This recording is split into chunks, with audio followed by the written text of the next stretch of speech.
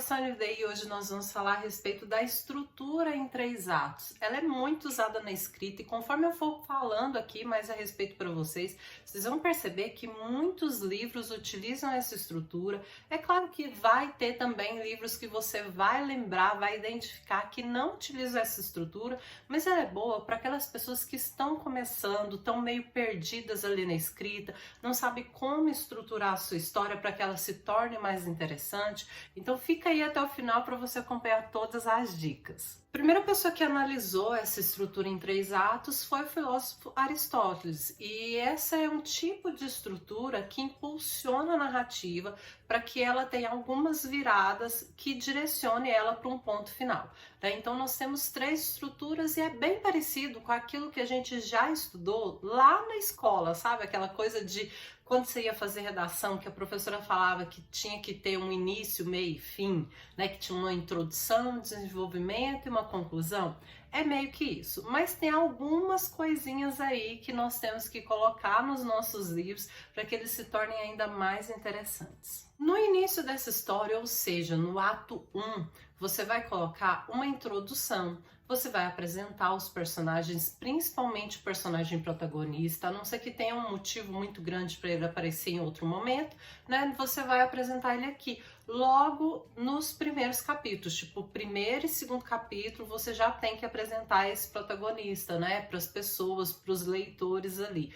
Você tem que mostrar o que é essa história, colocar curiosidade nas pessoas de saber o que está acontecendo ali, né? Colocar alguns detalhes, né, do local onde está se passando essa história. Então tudo isso vem no primeiro ato, ou seja, na introdução da sua história. Porque olha, é muito ruim quando você começa a ler um livro e você já leu, tipo assim, ó, 60 páginas e você não sabe do que se trata a história, você não conhece bem os personagens, o protagonista principalmente, você não sabe que lugar tá se passando ali aquela história, a não ser que o lugar não vá aparecer nunca, né? Você precisa conhecer ali. E outra coisa, eu já li um livro que eu desisti porque você começa ali as 60, 70 páginas e você não sabe o que está acontecendo, tipo, qual o propósito ali, o que vai acontecer. Só que nesse primeiro ato, né, que nós temos aqui nessa introdução, quando ele vai finalizando, precisa acontecer alguma coisa, algum incidente, alguma virada, algo que gere expectativa no leitor para ele continuar avançando e você ir para o segundo ato. Então, por exemplo, vamos pensar aqui que nós vamos dividir o nosso livro em 10 capítulos, tá?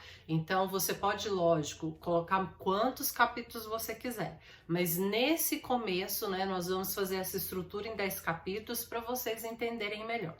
Então, se são 10 capítulos, logo nos primeiros 2 capítulos, você vai colocar o primeiro ato, né? Ou seja, as apresentações, tudo. Quando chegar no final do segundo capítulo, você vai colocar, tipo assim, alguma coisa, algum incidente para dar uma virada. Vou exemplificar.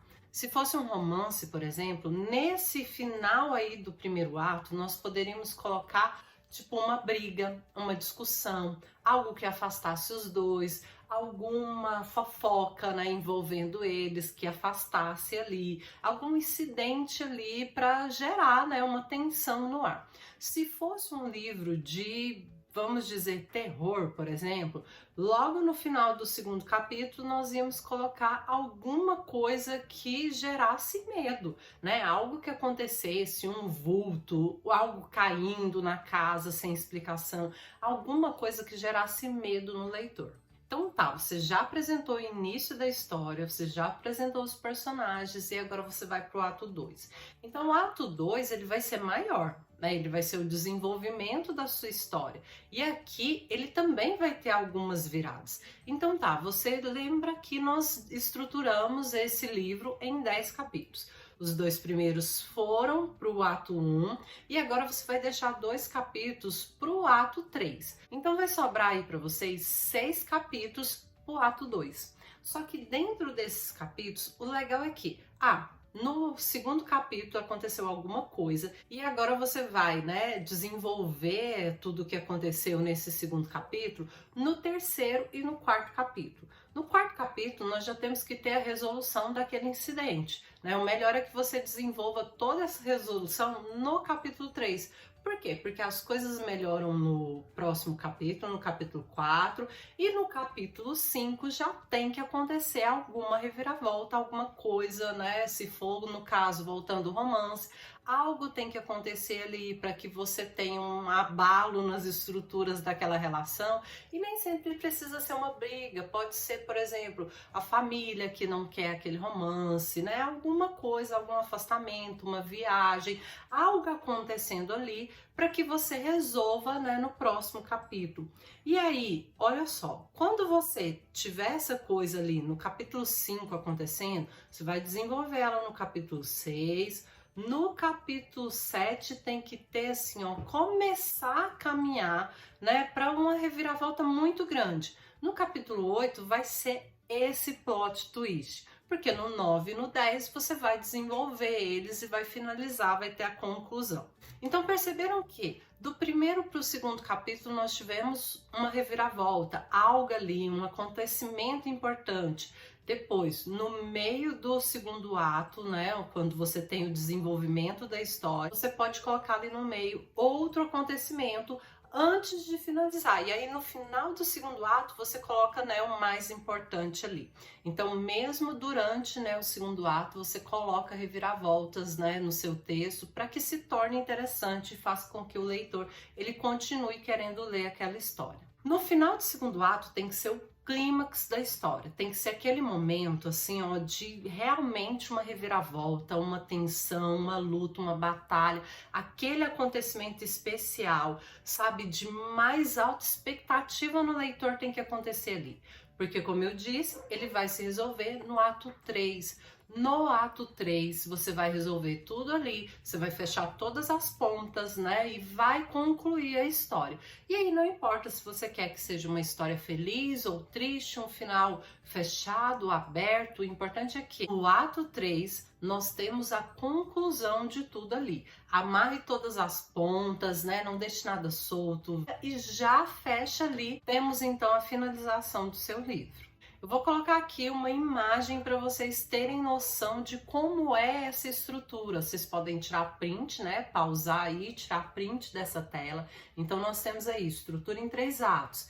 Ato 1, ato 2, né? O ato 1 é a construção, o 2 é o confronto, o 3 é a resolução. Nós temos aí o começo, o incidente, né? Nós temos aí no meio do ato 1. Depois nós temos pensando melhor, ou seja, a negação, o clímax do ato 1. Nesse clímax nós já temos, né, indo para o segundo ato. Então ele acontece, faz uma virada e nós vamos, né, para o meio do livro, para o ato 2, que é o confronto. E aí tem alguns obstáculos que vão surgir. Pode ver que aí no meio do ato 2 nós temos um grande plot twist, né, uma reviravolta. Depois nós vamos, né, encaminhando para o final do ato 2, que é o clímax do ato 2, é o clímax mais alto. Pode ver que essa seta, né, essa linha, ela vai subindo. Então, o maior clímax vai acontecer no final do ato 2 e depois a gente vai para o ato 3, que é a resolução. No ato 3, nós temos clímax do ato 3, né, a ação vai decrescendo e nós vamos encaminhando para a resolução, para o fim dessa história. Então você pode voltar aí, dar um pause. Encontrei essa imagem no site do Escrita Selvagem, então você pode conferir também todas essas dicas lá, né? Vou deixar na descrição aí o link para vocês conferirem. Tem várias coisas, né, na internet a respeito de estrutura em 3 atos, vídeos aqui no YouTube também, né, que podem te ajudar a estruturar o seu livro. Estruturar um livro é muito importante, gente, porque você não fica perdido na história. Por mais que durante a sua escrita as coisas podem ir modificando, né? Fazer toda essa estrutura te ajuda a não ter aqueles bloqueios criativos, né? Tem muita gente que fala assim, nossa, né? Não sei para onde levar essa história. E por quê? Porque às vezes não teve assim, ó, um momento de sentar antes de começar a escrever e realmente fazer toda essa estruturação, colocar todas as coisas que queriam ali naquela história. Eu espero muito que vocês tenham gostado desse vídeo, né? Que ele tenha te ajudado de alguma forma. Se você tiver mais dúvidas, deixa aqui nos comentários. Um beijo e até o próximo vídeo.